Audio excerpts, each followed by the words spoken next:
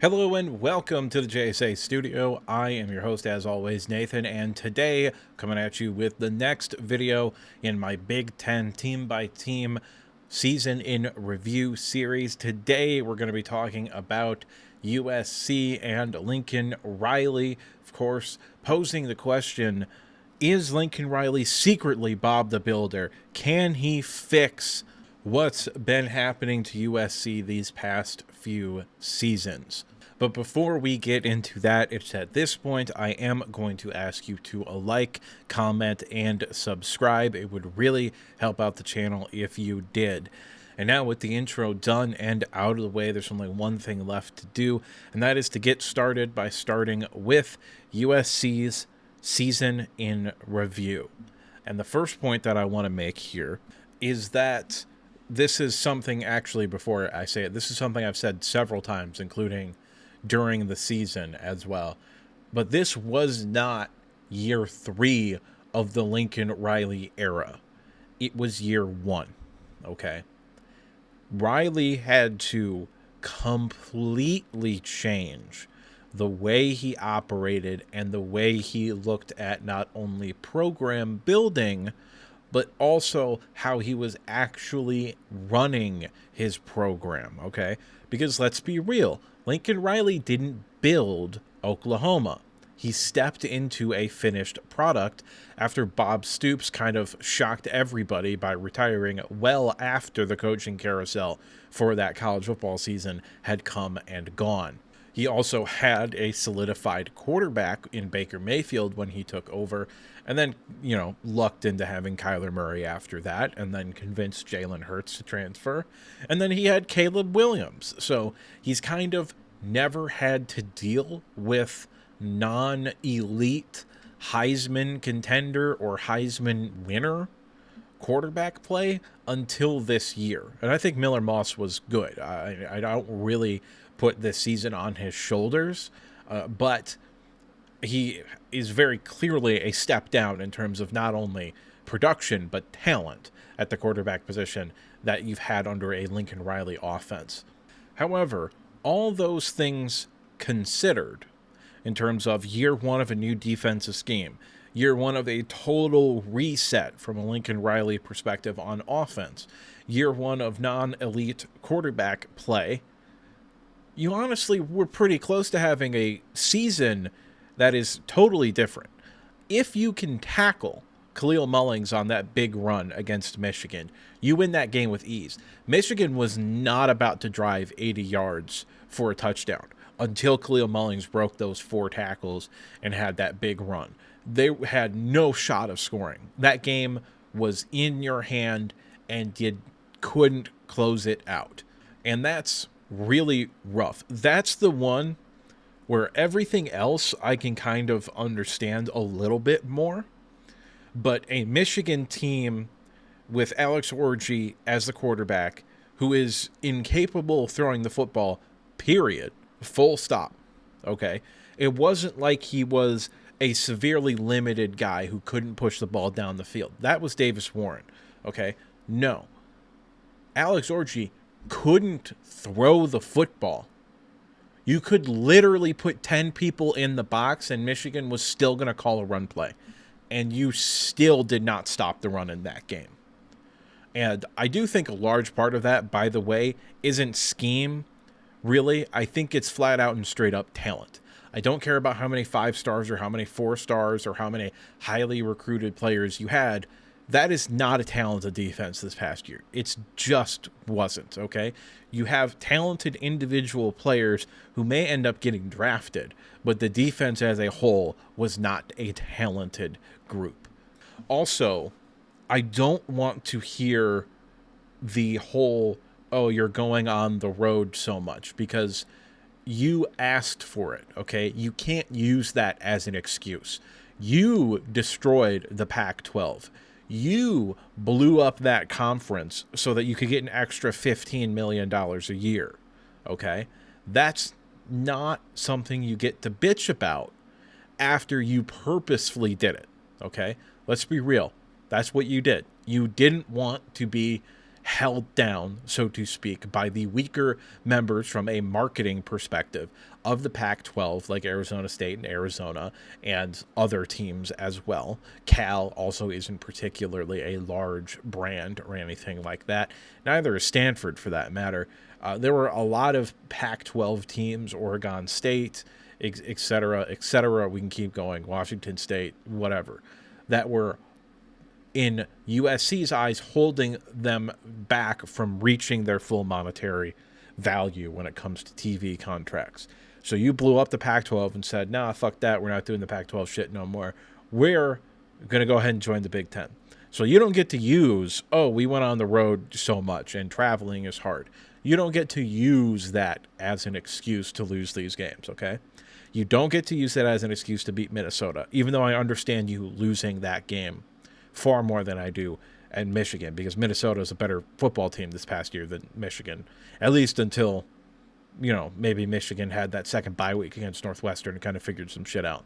But Minnesota was a better football team than Michigan. They played better defense early on in the season, and they could actually run the ball consistently, which is not something Michigan could do early on in the season either. So I understand losing that game from a matchup perspective, but it wasn't because you had to travel so much. Losing the next week against Penn State in overtime, that's a tough one. Can't really do a whole lot there. It is what it is. Losing to Maryland is inexcusable. That was a bad Maryland team. Had no reason. I don't care that you have to go 3 time zones over. I don't give a shit about any of that. There is no excuse for losing that game. You handled Rutgers. You lost to Washington. Again, stylistically, that's a little bit of a tough matchup for you because you don't have the talent on defense to be able to deal with teams that can just run the ball down your throat. But that was a winnable game. Then you handled business with Nebraska and UCLA before getting blasted by Notre Dame. And Notre Dame was a really, really good football team last year, especially with the lack of competent quarterback play that they had. So that was a really, really good team that you lost by 2 touchdowns to. And then you pull off what might have been the most shocking bowl game victory for me this whole bowl season, with you full-blown, flat-out and straight-up upsetting Texas A&M in the bowl game. I did not see that coming at all. I thought Texas A&M was going to win that game by 30, and it wasn't because I thought the SEC was all that. It wasn't.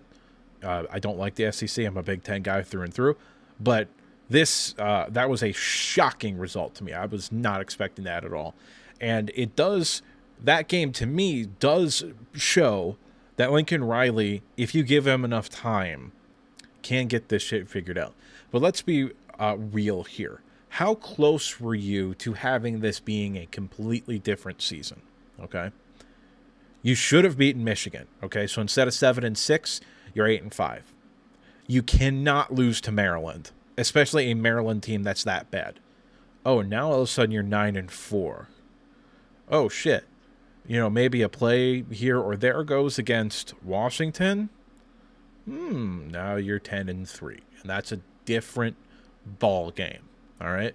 So you were pretty close to having a much better season. I mean, hell, even the Minnesota game, even though Minnesota kind of controlled that game from the beginning to the end, that was not an unwinnable game. All right. So that is a team that I think from a talent perspective is not there yet this past season, but heading forward, I do believe they'll be able to get the talent in on the defensive side of the ball. I think year 2 of this scheme, they'll be able to hopefully be more competent. I'm a big believer in D'Anthony Lynn. I think he's going to be a really, really, really, really good defensive coordinator. And I think Lincoln Riley is still maybe the best play caller in all of college football. So you have plenty of things to have confidence in and be excited about heading forward. My grade for this season was a C+, a little bit better than what I was anticipating, okay? Because you did go through a quarterback change, and I think that will probably end up helping you this year. But I did not believe that this was going to be a football team that basically did anything of value, okay? I still thought you were going to beat Maryland. Okay. So that took you down from a C to a C minus, in my perspective, and then upsetting Texas A&M bumped you past a C into the C plus territory. I think the bowl game did a lot for the narrative surrounding Lincoln Riley. I think there would be a lot more talking heads talking about how Lincoln Riley is on the hot seat if they had lost that bowl game to Texas A&M, but that isn't what happened. So I think Lincoln Riley, I think, still has another year of leash, even if they don't do particularly well next season.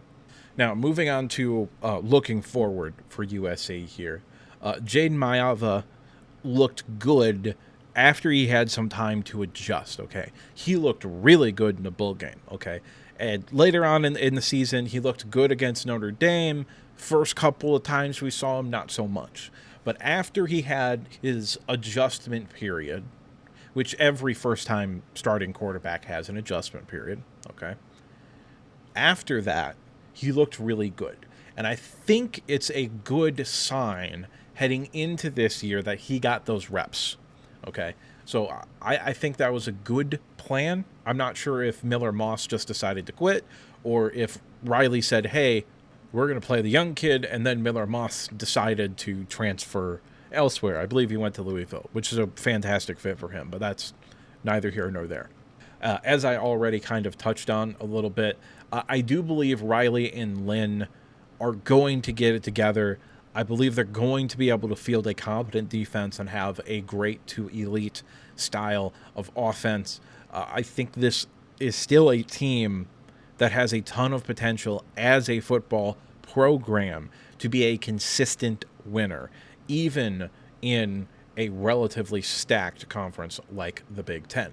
And if we look at the games next year, okay, little bit more difficult than some other schedules we've talked about here, all right? Missouri State, Georgia Southern, year one of Purdue, new coaching staff. Okay, probably 3-0 to start the year. Michigan State is one of the two teams that I think is almost certainly going to take a massive step forward next year. The other being Nebraska, okay? So I think there's a very real possibility that is a tougher game than perhaps you might be thinking as a USC fan, okay? But that game is at home. You were much better at home last year than this year. I think that's probably a W. I think that's like 60-40 right now, just based off of a gut feeling towards you guys.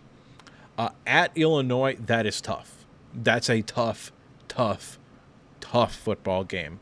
Home versus Michigan, you got a little bit of revenge going on there.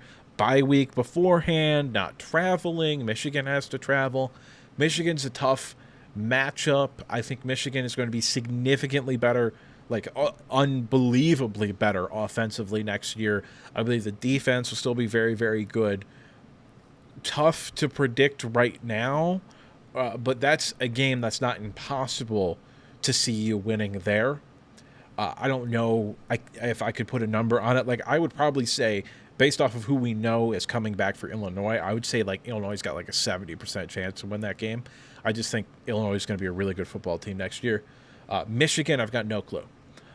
Notre Dame on the road, that's a tough one, but rivalry games, weirder stuff has happened. At Nebraska, also, as I already said, one of the two teams that I think is going to take a step forward. You know, you could win that game. It's not out of the possibility. Should beat Northwestern. I don't know what Iowa's going to look like if they can get a competent offense going and get that defense back into that elite shape that they have been recently. That could be a tough game as well. At Oregon, probably an L. Home against UCLA. Don't really know what UCLA is going to look like in 2 years under Coach Foster. But this is a fairly manageable schedule. You could talk me into 9-3 pretty easily. I only really see two matchups here that I'm pretty confident you're going to lose. That's at Oregon and at Illinois. I think those are just tough games, particularly Illinois, more so than Oregon, because maybe you could get into a shootout with Oregon and then you get the ball last, you go down, you win the game. Okay, but Illinois, I think, might be a tough matchup for this team. But That's just me, and what do I know? I'm just some asshole on the internet giving you his opinion. To this point, I'd like to remind you to like the video if you liked it, subscribe if you want to see more content like this, and if you disagree with me at any point, or if you just have something to say, go ahead and drop a comment down in the comment section below. And now with the outro done and out of the way, there's only one thing left to say, and that's that I'll see you next time.